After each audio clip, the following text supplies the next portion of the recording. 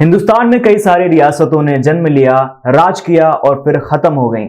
एक लंबे अरसे के बाद भारत को 1947 में आजादी मिली, यानी कि पूर्ण संप्रभुता। तमाम कैंपेन्स चलाए गए, ग्राउंड लेवल पर काम करके लोगों को जागरूक किया गया ताकि वो खुद भी आगे बढ़ सकें और देश की भी आगे बढ़ने में मदद कर सकें। कुछ वक्त के बाद भारत की आर्थिक हालत सुधरती है और हम भारतीय इस मुकाम पर पहुंचते हैं कि आस पड़ोस के देशों की भी मदद की जा सके, जिनको एक्चुअल में इसकी जरूरत थी। इनमें से सबसे अहम नाम आता है मालदीव्स का। लेकिन कुछ दिनों से लगातार इंटरनेट में बॉयकॉट मालदीव्स ट्रेंड कर रहा है। आखिर इसकी वजह क्या है, इसके बारे में विस्तार से बातचीत करेंगे। नमस्कार एंड वेलकम, मेरा नाम है अविराज और अभी आप देख रहे हैं राइजिंग भारत। इस वीडियो को हमने पार्ट्स में डिवाइड किया है ताकि आप अच्छे से समझ पाएं। हाल ही में प्रधानमंत्री नरेंद्र मोदी ने लक्षद्वीप का दौरा किया, कुछ वक्त वहां पर गुजारा और तमाम वहां की बेहतरीन तस्वीरें उनके सोशल मीडिया अकाउंट पर पोस्ट की गई, जहां पर उन्होंने वहां की तारीफ की और ये कहते नजर आए कि आपको भी एक बार घूमने के लिहाज से यहाँ पर जाना जरूरी है। कोई बात नहीं, हर देश चाहता है कि उसके यहाँ का टूरिज्म बढ़े और ज्यादा से ज्यादा लोग उसके यहाँ घूमने आए। मेरी समझ से इसमें किसी को कोई आपत्ति नहीं होनी चाहिए। बाकी कमेंट में आप लोग अपनी राय बता सकते हैं।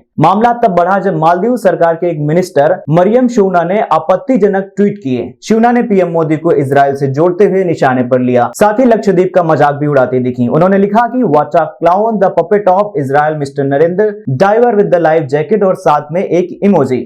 और इन्हीं की तरह मालशा शरीफ और महजूम माजिद ने भी भारत को लेकर कई आपत्तिजनक ट्वीट्स किए। फिलहाल अभी वो सारे ट्वीट्स डिलीट कर दिए गए हैं। इसके बाद आते हैं जाहिर रमीज, जो कि मालदीव सीनेट और पीडीपी के सदस्य हैं। ये सोशल मीडिया पर कहते हैं कि बढ़िया कदम है, पर हमसे मुकाबला करने की बात थोड़ी सी भ्रामक है। भारतीय इतने साफ कैसे हो सकते हैं, उनके कमरों से कभी न जाने वाली बदबू बड़ी रुकावट है। इस तरह की तमाम आपत्तिजनक टिप्पणी करते समय शायद ये लोग भूल गए थे कि ये किससे पंगा ले रहे हैं। ये हिंदुस्तान है गुरु, और देश के पीएम के बारे में इस तरह की अपमानजनक बातें सुनकर भारतीयों का खून खौल उठा। उन्होंने अपने गुस्से का इजहार सोशल मीडिया पर किया। कुछ ही देर में बॉयकॉट मालदीव्स ट्रेंड करने लगा। तमाम बड़े सेलिब्रिटीज ने भी इस पर अपना गुस्सा जताया और भारत के समंदर लक्षद्वीप घूमने की बात कही। अभी तक कितनी सारी चीजें हो चुकी थी। भारतीयों ने मालदीव को बॉयकॉट कर दिया था और फिर इसके बाद अब यहाँ पर एंट्री होती है मालदीव सरकार की। मामला बढ़ता देख मालदीव सरकार को सफाई देनी पड़ी।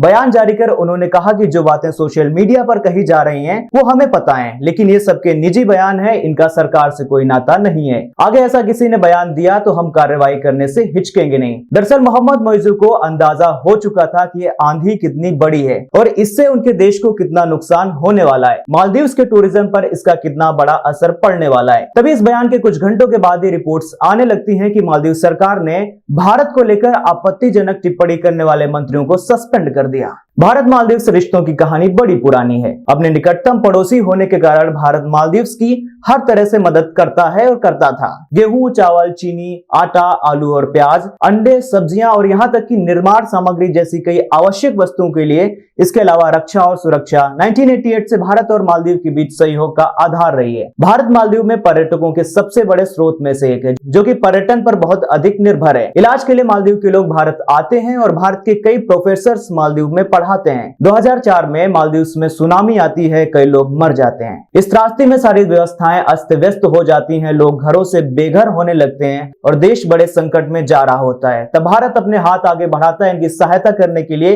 वो पहला देश बनता है। साथ ही जब दिसंबर 2014 में माले में जल संकट हुआ था, तब भारत ने ऑपरेशन पानी चलाकर मालदीव्स को इस संकट से बाहर निकालने में मदद की थी। लगातार कई सालों से मालदीव्स में ट्रेडिशन चलता चला आ रहा था। जब भी कोई नया प्रेसिडेंट बनता था तो उसकी सबसे पहली फॉरेन विजिट इंडिया की होती थी, चाहे वो इब्राहिम मोहम्मद हो या अब्दुल्ला यामीन हो। सबसे पहले भारत आकर अपने रिश्तों को और मजबूत करते थे, लेकिन इस बार मोहम्मद मोइजू ने इस परंपरा को तोड़ दिया। उन्होंने अपनी सबसे पहली विजिट चाइना की। दरअसल इलेक्शन कैंपेन के दौरान मोइजू ने इंडिया आउट अभियान चलाया, जो कि सफल हुआ और वो इसी कैंपेन के द्वारा राष्ट्रपति भी बने। इससे साफ हो जाता है कि मोइजू भारत के साथ अब पहले जैसे रिश्ते नहीं रखना चाहते। वो अपनी करीबियां चीन के साथ बढ़ा रहे हैं। चाइना के माले में वेलाना इंटरनेशनल एयरपोर्ट का विस्तार करने में मदद की है चाइना ने, और क्रॉस सी चाइना मालदीव्स फ्रेंडशिप ब्रिज भी बनवाया गया, जिस पर करोड़ों रुपए भी खर्च किए गए। पिछले साल China national machinery industry corporation ने मालदीव के पर्यटन क्षेत्र में $140 मिलियन का निवेश किया था, जो कि देश की